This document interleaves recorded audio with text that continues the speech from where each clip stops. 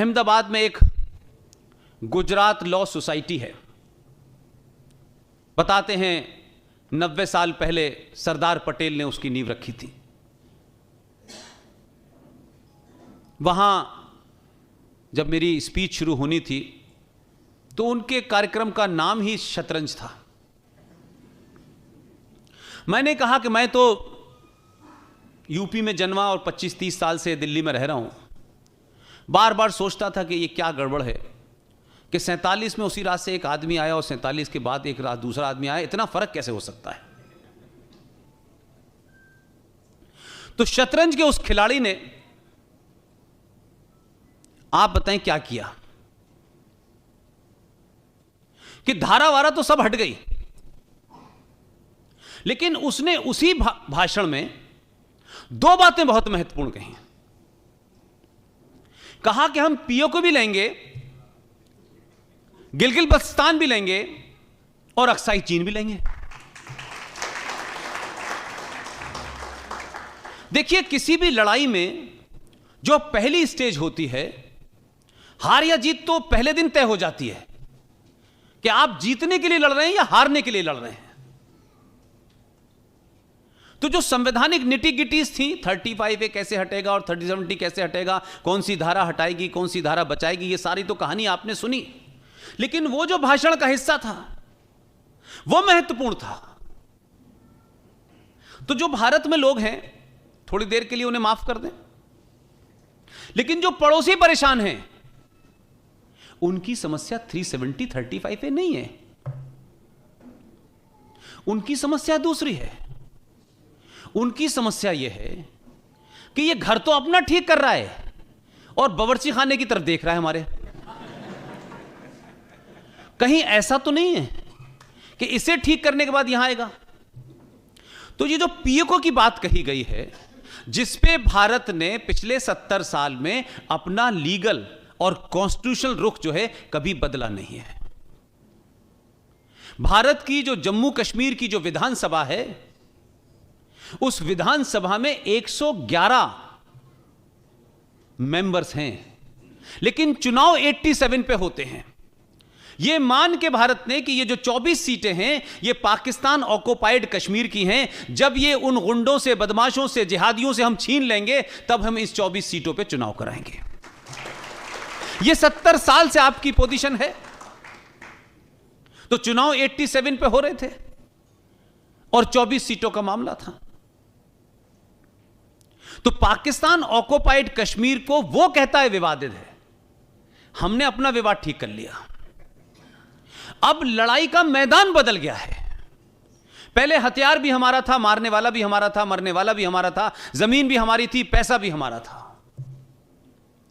इन दोनों धाराओं ने राजनीतिक तौर पे जो जिहाद पैदा किया था, जो इस्लामिक निजाम चलाने की कोशिश हो रही थी कि उसी जम्मू कश्मीर में हिंदुस्तान का कोई नागरिक नहीं रह सकता, लेकिन 98,000 2008 से लेकर 2019 तक रोहिंग्या मुसलमान आके बस जाता है, उसके बारे में कोई सवाल नहीं पूछता। लिहाजा पीओके आपका हिस्सा था और है। भारत की संसद में 24 फरवरी 1994 को पीएम पीवी नरसिम्हा राव के एक प्रस्ताव लाए थे। ज्वाइंट सदन की मीटिंग थी और उस सदन में एक प्रस्ताव पारित हुआ था कि भारत और पाकिस्तान के बीच में कश्मीर एक विवाद है। यह है कि जितनी मैंने चुप्पी ली है, इतनी ही खामोशी पीवी नरसिम्हा राव ने गैप दिया। तो जब पीवी नरसिम्हा राव ने एक बार यह कहा कि मेरे राजनीतिक गुरु अटल जी हैं, तब पता चला कि अटल जी तो आधे घंटे से कम से गैप ही नहीं लेते थे। एक डायलॉग कहने के बाद फिर आते थे 3 मिनट बाद लौट के, तो टेलीविजन वालों को बाइट लेने में दिक्कत होती थी। तो जब नरसिम्हा राव ने यह कहा कि विवाद है, तो बहुत सारे सेकुलर और लेफ्टिस्ट उनको लगा कि नरसिम्हा राव इतनी बड़ी बात मान गया, इसका मतलब है कोई नीति में चेंज होने वाला है। लेकिन नरसिम्हा राव ने 10 सेकंड के पॉज के बाद कहा, विवाद सिर्फ इतना ही है कि जम्मू कश्मीर की जिस जमीन को पाकिस्तान ने कब्जे में ले रखा है उसे वापस लेना है, और कोई विवाद नहीं है। आपके उस खिलाड़ी ने वो पर्ची जेब में रखी हुई थी कि ये हमने नहीं कहा, ये तुम्हारे लोग कह के गए हैं। अब हम उस पर अमल कर रहे हैं। अमल कब करेंगे? वैसे ही जैसे अभी हमने अमल किया है कि गए तो हम थे इसलिए कि वहां एक अमेरिकन राइफल मिल गई थी और जिसकी वजह से बड़ा आतंकी हमला होने वाला था, लेकिन हमला कहीं और हो गया।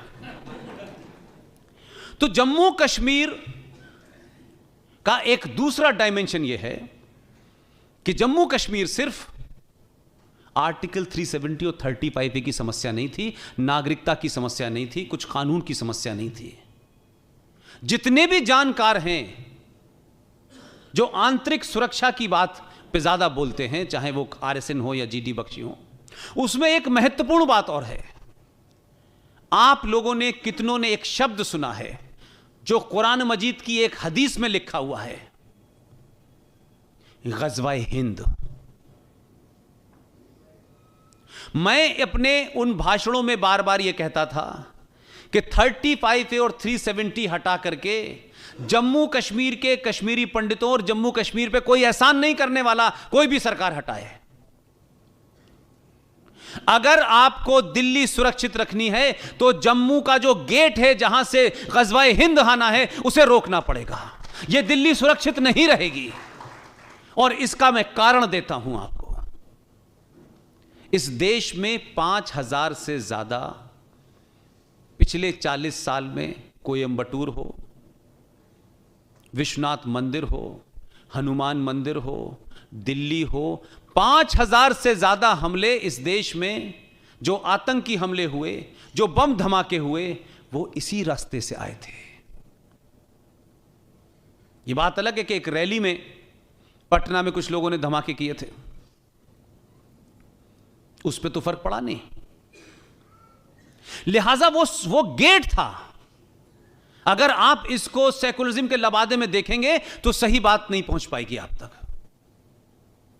तो जम्मू कश्मीर में इन धाराओं को हटाना और भारत सरकार की माइट को स्थापित कर देना, और वो पुलिस जिसमें जिहादी भर्ती होते थे अब्दुल्ला की रिकमेंडेशन पे और मुफ्ती की रिकमेंडेशन पे, उसको समाप्त कर दिया है। अब जो पैसा जाएगा उसका हिसाब होगा, क्योंकि अब जम्मू कश्मीर में एंटी करप्शन लॉ भी लागू हो गया है। लिहाजा मुझे इस बात की बड़ी खुशी है कि आपके आदमी को मीठा खाना खाने के बाद कड़वी बात को प्यार से कहने का बड़ा अच्छा अंदाज है उसका। सबका साथ, उसमें एक और जोड़ दिया उन्होंने, सबका विश्वास। कुछ लोग डर गए हैं, अब हमें विश्वास नहीं चाहिए। भाई साहब बहुत मिल गया हमें। नहीं और लो विश्वास, 70 साल में लिया, अब हमारा भी विश्वास लो। उन्होंने क्या किया कि जिस सरदार पटेल को एक विजनरी प्रधानमंत्री ने कहा कि आप पूरे देश का एकीकरण करें, लेकिन इसका मैं करूंगा। अब वो उस समय जिन हालातों में थे वो बेचारे कुछ नहीं कर पाए। लेकिन एक घटना बताऊंगा मैं आपको, एक किताब का रेफरेंस देके, तब आपको पता चलेगा कि उस वक्त भी उस आदमी ने कितनी चतुराई के साथ, कितनी सफाई के साथ, कितनी डेलिकेसी के साथ एक बड़ा काम किया जो इतिहास में बताया नहीं गया। लेकिन इस शख्स ने क्या कहा कि जिस सरदार पटेल को जम्मू कश्मीर से अलग रख करके जम्मू कश्मीर को विजनरी प्रधानमंत्री ने अपने हाथ में लिया था, उसका रूप आपने देखा। लेकिन कहा गया कि यूनियन टेरिटरी घोषित होने के बाद हमारे यहां बहुत सारे लोगों को ट्यूबलाइट की तरह देर में समझ में आता है, थोड़ी देर में जलती है ट्यूबलाइट। उसने कहा 31 अक्टूबर को जम्मू कश्मीर में पहला उपराज्यपाल अपॉइंट होगा। अब लोग बोले उस दिन तो इंदिरा गांधी मरी थी। मैंने कहा नहीं, उस दिन सरदार पटेल भी पैदा हुए थे। तो उनकी तकलीफ जीवन भर बढ़ाने के लिए कि जब जब यह आएगा कि जम्मू कश्मीर में केंद्र शासित राज्य के दर्जा मिलने के बाद उपराज्यपाल किस दिन हुआ था, तो जम्मू कश्मीर के हर बच्चे को सरदार पटेल का नाम याद रहेगा। जिन्हें आप इतिहास में बुलाना चाहते हैं, उन्हें आप इतिहास में ऐसे भी जिंदा रख सकते हैं।